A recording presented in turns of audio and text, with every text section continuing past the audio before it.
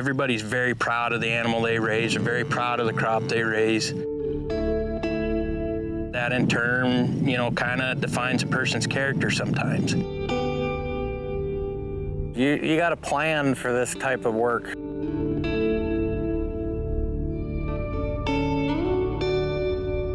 Farming and ranching and agriculture is the best life going.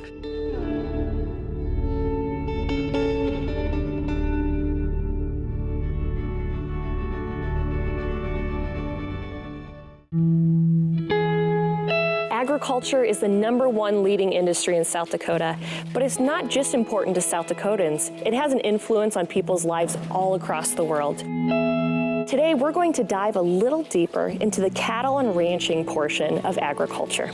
It takes a lot to manage a cattle herd, and it's more than people think. We're going to show you how cattle are raised, how they're taken care of, and then how that beef ends up on the grocery shelves later. We're also going to learn about the ranchers that are featured and their families that play a vital role in all of our lives. Ranchers are involved in the lives of their cattle before they are even born. We have a veterinarian who has brought out ultrasound equipment to check the cattle to see if they are pregnant. This is an important step in preserving the herd.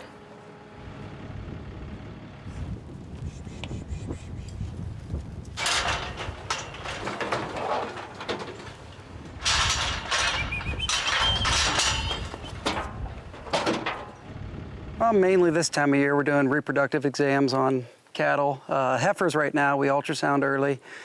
We can tell if they're bred by 30 days along of their pregnancy. That allows us to get rid of the open cattle, save on grass during these dry years like this. They can get them sold faster and make more money on them. Bred early. I told him that I wanted to keep the first cycle, which is the first 21 days. Those are the ones that he was calling early. Okay. So those are the ones we are going to keep and put back into our cow herd.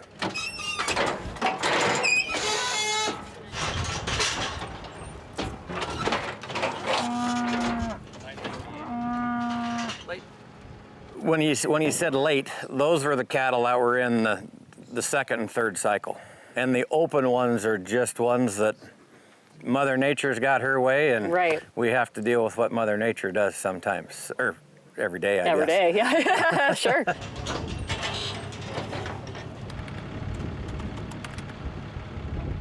Cattle can be bred naturally or through the use of artificial insemination, also known as AI. AI allows the option for greater herd diversity, as well as synchronizing of breeding cycles. The ones that are late, does that mean that they were bred by the bull?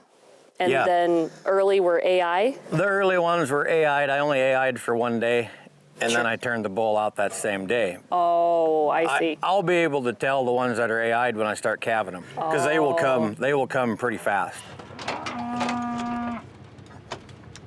And what's the gestational period for a cow? About 10 months? 11 9. Months? 9? Yeah. Okay. Bred early. Being a vet, why is the agricultural community and lifestyle something that you wanted to be in and wanted to be helpful in? Oh, they're the greatest people in the world. They feed our nation, so how can you not want to help them? How can you not want? Yep, exactly.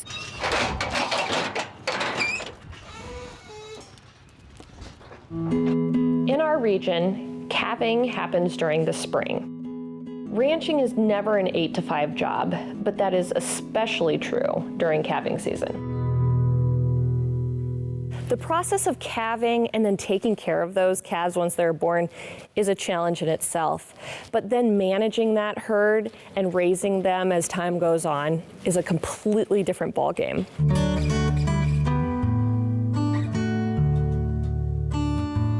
Doing everything in my power to be sure they're healthy and sound and they can raise a calf every fall is probably my passion. People need to eat protein, and where do they get their protein is beef. I feel very proud that I can produce some protein to a lot of different people.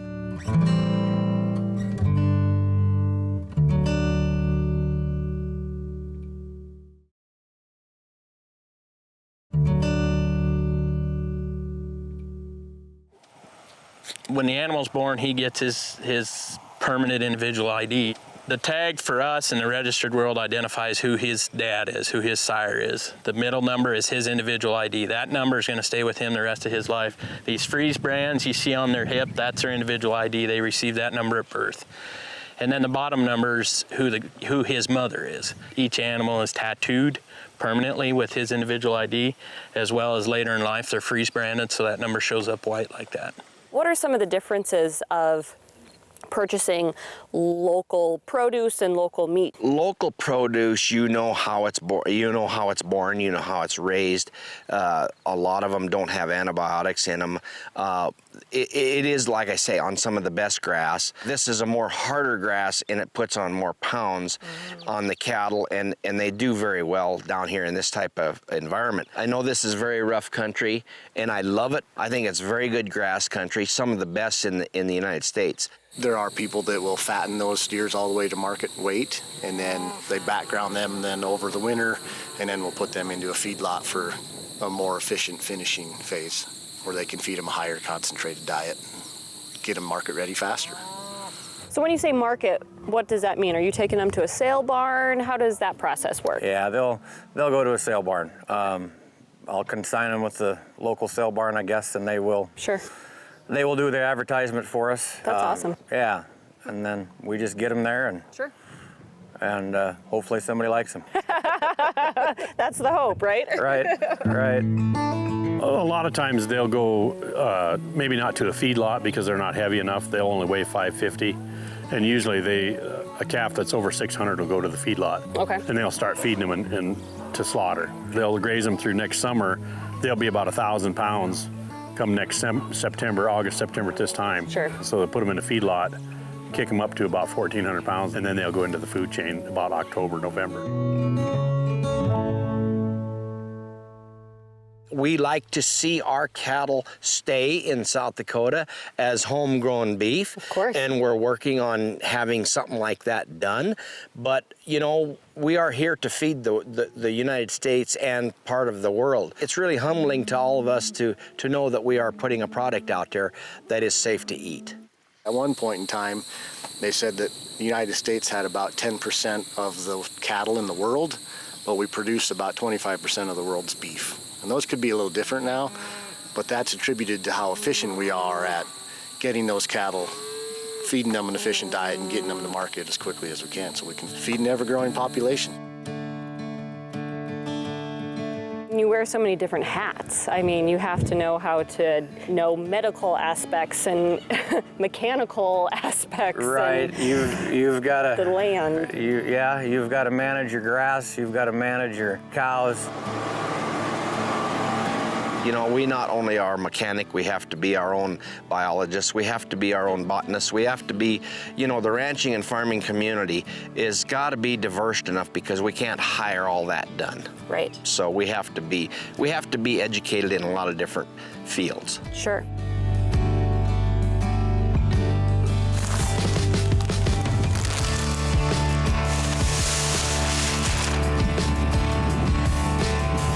So health is extremely important. I think sometimes there's a misconception that the cattle are just thrown out into pasture and they just exist there. I mean, why don't you explain a little bit about how important the health of these animals are for their entire life and what you do to make sure that they are in tip-top shape. So these calves are vaccinated at branding time, and then again in the fall, just as preventative measure.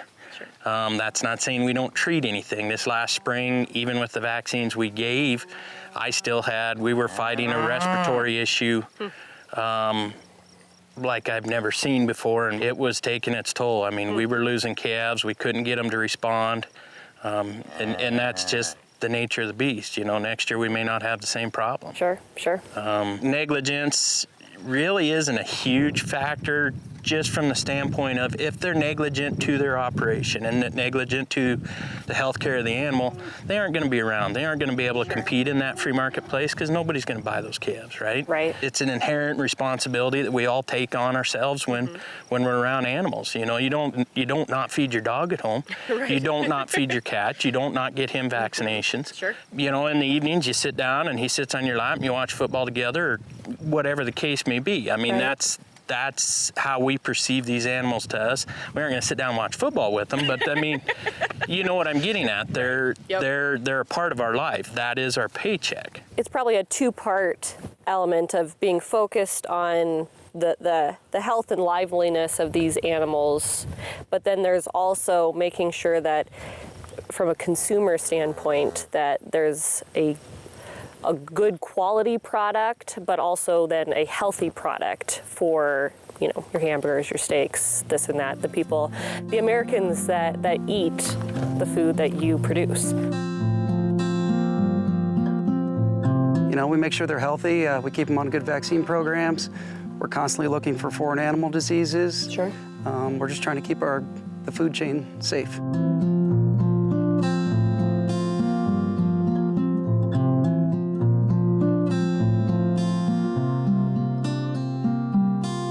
I'm a 5th generation South Dakotan. You're a 4th generation South Dakotan. Our family came from England. It had been my great-great-grandfather. They had a linen mill, and they made linens for the Queen of England. Really? My mother has fabric that has on the edge where it had been embroidered in there for the Queen of England, made by the Bale Linen Mill. And so there's quite a history there. My family came here in 1916. Oh, wow. So we've been a part of this country for that many years. And my great uncles homesteaded out here, and then when World War II came, they bought and made a move out of this area. So I'm very passionate about keeping ranches in the family. My great-grandpa come out here in early 1900s. Been around it my whole life, I guess. It's just in my blood. You've experienced both big city living and rural living, and you have chosen with your husband to raise a family out here now in South Dakota in more of a rural setting. Why? You know, is that something that you feel really proud of? I'm super proud of it. This is our life. We love the wide open spaces. I love animals. We are very passionate about the industry. I want them to be able to grow up with the same opportunities that we had of getting on your horse and going and riding 6 miles a day if they want to, or we just want to give them the same opportunities that we had. What does it mean to you to be able to raise your children in this lifestyle? They come with me, they put mineral out, they go fencing, we get to see coyotes, we get to see deer, we get to see, you know, all the wildlife there is here on top of it that Sure. In town playing video games, they aren't going to see that. No. With that come some of the more raw realities. You know, they see death earlier at age than some people do too. You know, my son was with me this spring when we were losing calves, and he's 3, and you know, it was pretty real for him. This is Addison riding Brownie Charlie. He just likes grass. He just wanders off. Oh, he's pretty silly, ain't he? Brownie! He's bashful.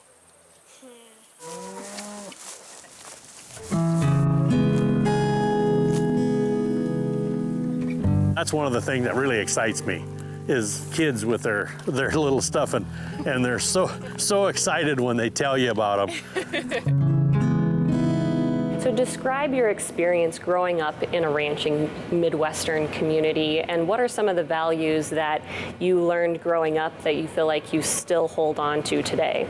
I think the biggest value that you learn on a ranch, you know, we were a typical small farm, you know, milk cows, chickens, hogs, sheep, cattle, horses, you know. We collected eggs as a kid, separated cream.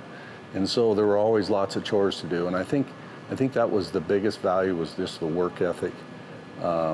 Probably also the sense of personal responsibility. I think people, as I get older, I reflect on, you know, our values, systems, and society, and I think that's what's kind of lost is that sense of personal responsibility, because no place more so than in agriculture, do you bear the burden of the consequences of the decisions you make in very real ways? And so I think as a young man, that's one of the most valuable lessons that we learned growing up on a ranch. Sure.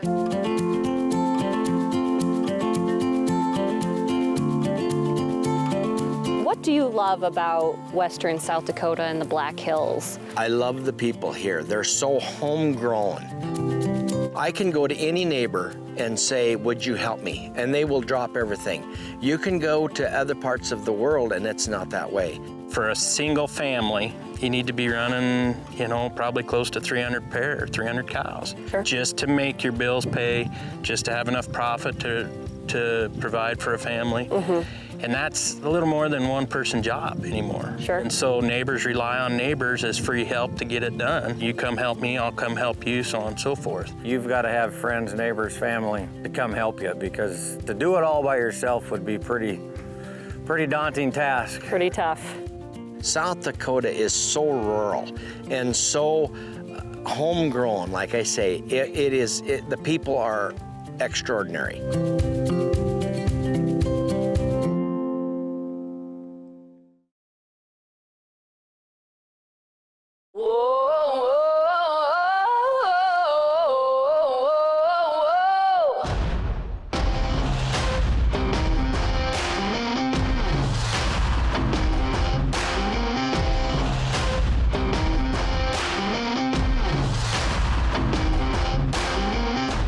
What did we do today?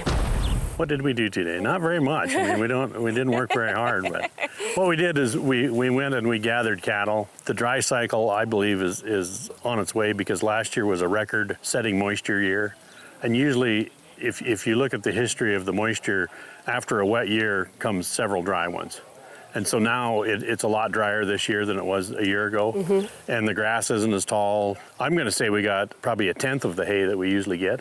So, you know, everything is less, and my ranch is stocked at record numbers like we had last year with the record moisture. Sure. So what I need to do is I need to tone that down and reduce at least 10, maybe 20% of my cow herd, and that's what I'm doing today. How does being proactive on this benefit? Well, if you don't start ahead of time and be proactive at it, you won't have anything on the ground. There will be no vegetation on the ground, so that won't grow for a whole year. Grass makes grass. You can see it, the grass right here. The old dry grass is protecting the young grass from the sun and the elements. Sure. So if there's no old grass and no cover on that ground, then the new grass won't grow as well. Grow. Yeah. Wow.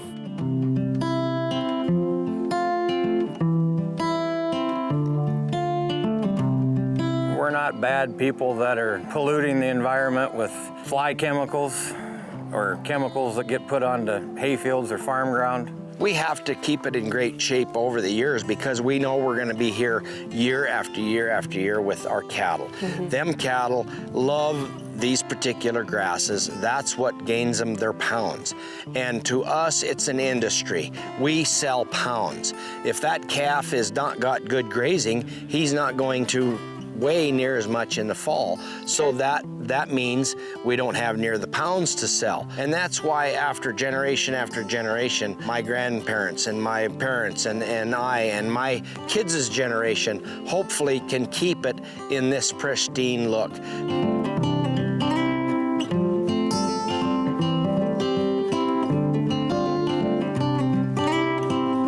They're a partner out there, right? They have a brain. They know which cows you're getting after, and you can do it at a little slower pace and keep the cattle calmer, I believe. Some people would rather do it with ATVs, and they think it's faster, and you know, that's fine too. But as long as there's cows, there will be horses and people riding them to get the work done.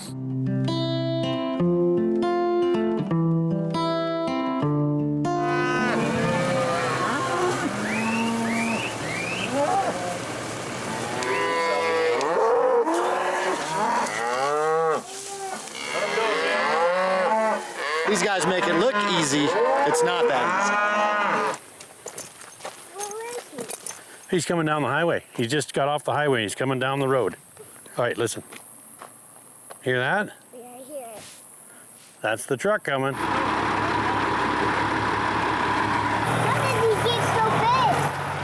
he got so big?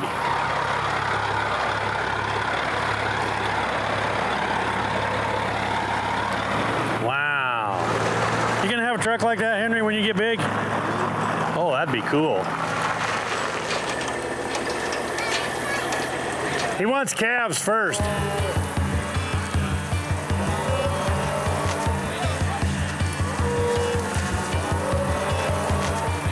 Come on, kids, let's go.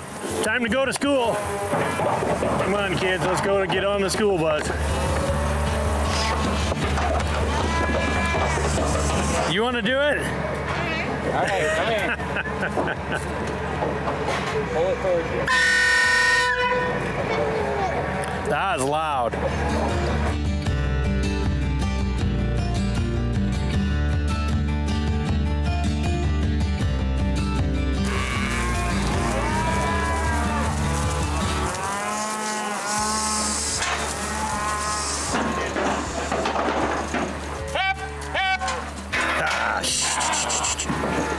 These cattle have never been in a truck before. They're all home raised. We trail them to pasture and back, so they've never been loaded into a truck. So they're having kind of a tough time loading them.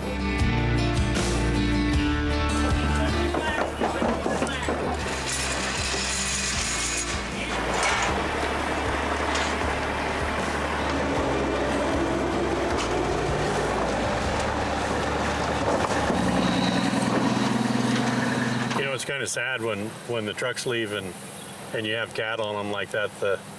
All your life you've raised cattle, and those are like your kids, and they're going to some other owner. You know, they're leaving, and you can just, all the memories you have with them as a calf, saving them in a storm or whatever, is just going out the gate with them.